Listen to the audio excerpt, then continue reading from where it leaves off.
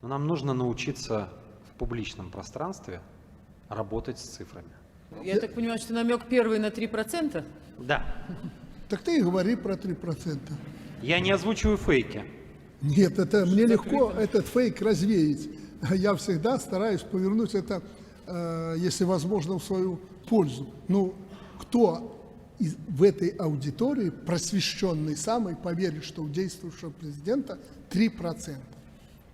Да они сами не верят, поэтому уже перестали сейчас педалировать эту тему. Чистые улицы, солнышко жмурится, дождик как душу ласкает душу. Соседом никто не ругается матерно, когда ни туса, ни тут так замечательно. Саня, оставь нас в покое, оставь нас в покое, куда-нибудь сесть. Саня, ты символ застоя, нахуй же нахуй, так долго ты здесь.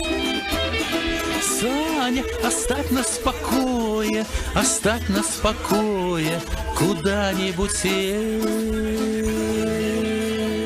куда-нибудь сесть.